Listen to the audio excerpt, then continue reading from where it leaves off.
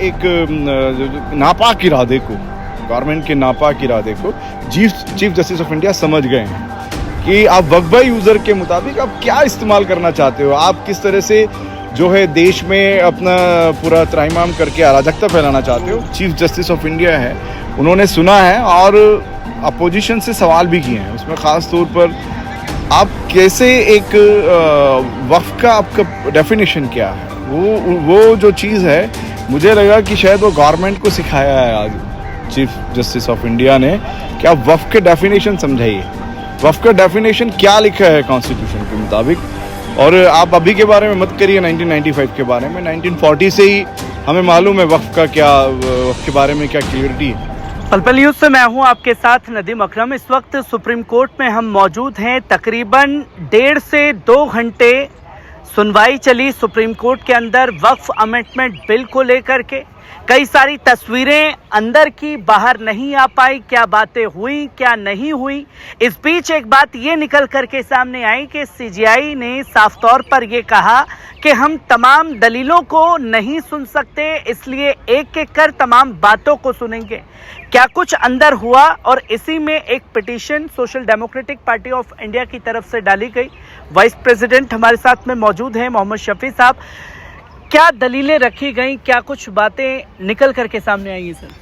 इसमें सबसे इम्पोर्टेंट ये है कि सॉलिसिटर अपनी जो बातें कर रहे थे वो बहस में ज़्यादा तब्दील हुई, क्योंकि वो गवर्नमेंट का जो पक्ष है वो बिल्कुल भी मतलब उनको खुद मालूम है कि उसमें बेसलेस है। वो बेसलेस होने की वजह से वो एक आर्गूमेंट में कुछ भी एक तर्क दे रहे हैं, जैसा मैं खुद भी आज सुप्रीम कोर्ट में बड़ा शॉकिंग हुआ मुझे भी ये देखकर।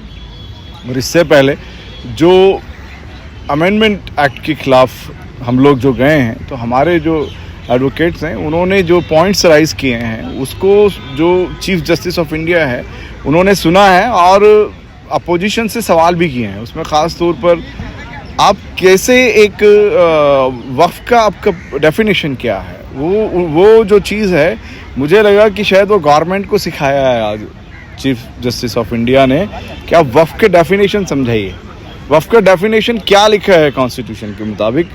और आप अभी के बारे में मत करिए 1995 के बारे में, 1940 से ही हमें मालूम है वक्फ के बारे में क्या क्लियरिटी है।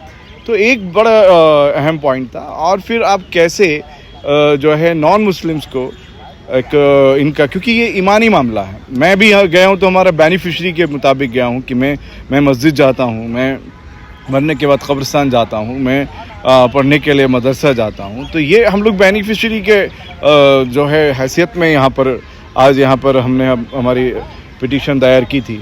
तो वो रखकर जो चीफ जस्टिस ऑफ इंडिया से हमें बहुत उम्मीद लग रही है, क्योंकि चीफ जस्टिस ऑफ इंडिया को वो लोग कोई चीज़ की क्लियरिटी नहीं दे पाए हैं। वक्फ बाय यूज़र के अंदर उन्होंने जो हमें जो फील हुआ है, उनकी मंशा को, जो उनकी एक नापाक इरादे को, गवर्नमेंट के नापाक इरादे को चीफ जस्टिस ऑफ इंडिया समझ गए हैं कि आप वक्फ यूज़र के मुताबिक आप क्या इस्तेमाल करना चाहते हो, आप किस तरह से जो है देश में अपना पूरा त्राहिमाम करके अराजकता फैलाना चाहते हो। वो हमें एक सेटिस्फेक्शन है। वो बहुत बोलने की वजह से कल एक डेट दिया है, आप लोग भी क्या क्या बोलना चाहते हैं वो सुनने के लिए कल का रखा है। लेकिन हम पूरी उम्मीद हैं इंशाल्लाह कि कल सुप्रीम कोर्ट से एक अच्छा जजमेंट आने वाला है।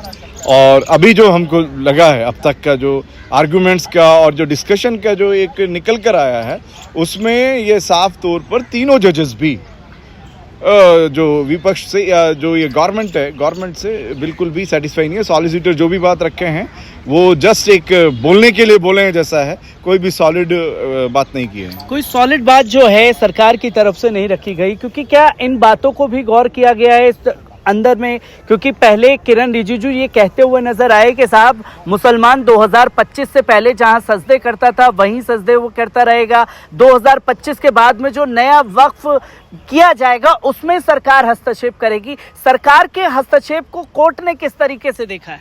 सरकार की मंशा को वो मैं जो समझ पाया हूँ, मैं आर्गूमेंट सुनने के मुताबिक, या जो चीफ जस्टिस ऑफ इंडिया जो बेंच जो इनका सॉलिसिटर के और विपक्ष के जो ये चीज़ें देखा है, उसके मुताबिक जो मुझे नहीं लगता कि बेंच इनसे सेटिस्फाई है गवर्नमेंट के इस डिसीजन से और इस एक्ट को बनाने में उस मंशा, वो जो मंशा है वो संदेह पूरी तरह संदेहास्पद है। ये आज फील भी हुआ है जो हम लोग पहले कह रहे थे, और उसी को रखकर हम लोग कह रहे हैं कि जो जजमेंट आएगा। और फिर आप जो किरण रिजिजू और ये लोग की जो बात बता रहे हो, ये लोग देश को बांटने का काम करना चाहते हैं। मुझे ये बोलते हुए जरा भी हिचक नहीं है कि ये जो अंग्रेज़ों की विरासत को आरएसएस और बीजेपी ने अडॉप्ट किया है और फूट डालो बोलकर राज करना, जो असली मुद्दे हैं उससे देश को भटकाना, वही चीज़ को कर ये लोग एक अमेंडमेंट एक्ट लेकर आ गए हैं।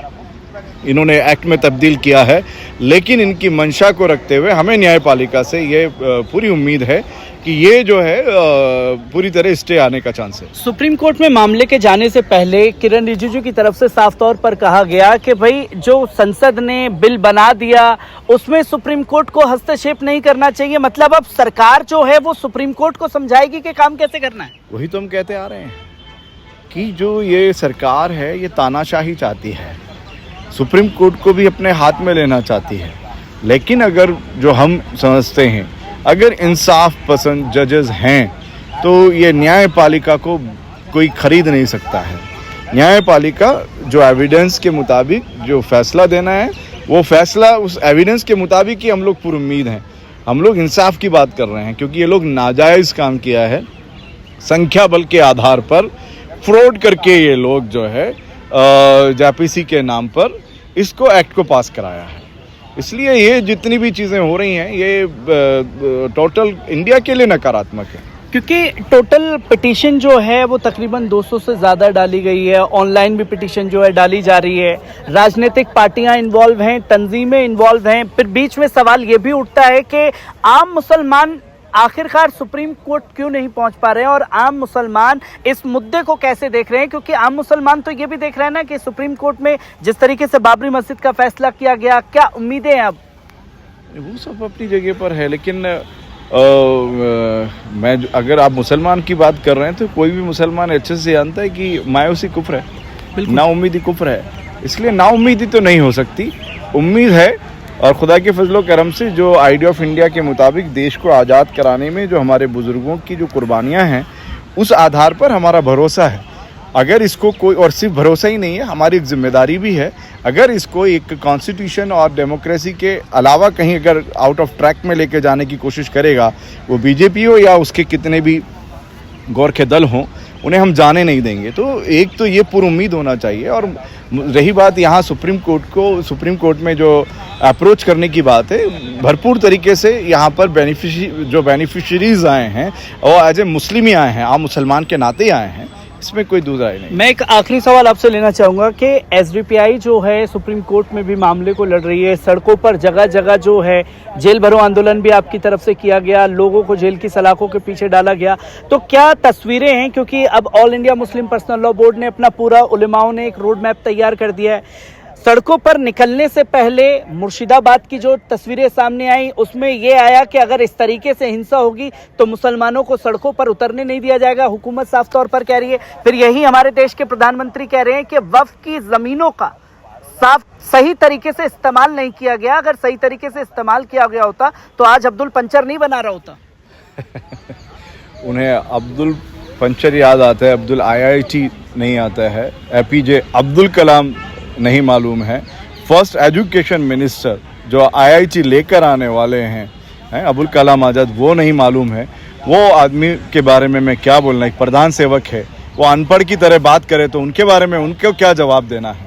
वो एक इलिटरेट होकर बात कर रहे हैं। वो जब यहाँ पर देखने के लिए एक प्रधान सेवक की जिम्मेदारी क्या है, वो देखने के वक्त में वो अब्दुल और ये राम या अब जो है किशन कन्हैया नहीं देख सकते हैं। वो देखने के वक्त में एक भारतीय देखना है, वो देखने के वक्त में एक इंडियन देखना है।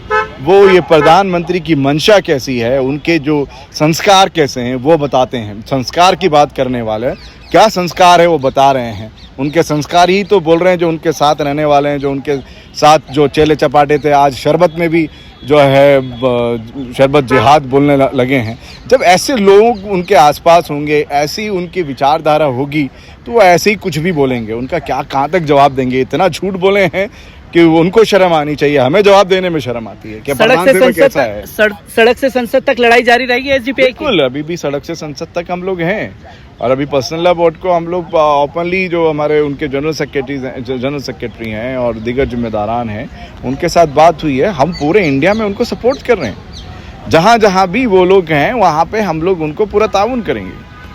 मोहम्मद शफी साहब हमारे साथ मौजूद थे, जिन्होंने साफ तौर पर बताया कि आज सुप्रीम कोर्ट के अंदर क्या कुछ हुआ, क्योंकि ये वो बातें निकल करके सामने आई हैं जो हकीकत में दिखाने से कतरा रही है हुकूमत।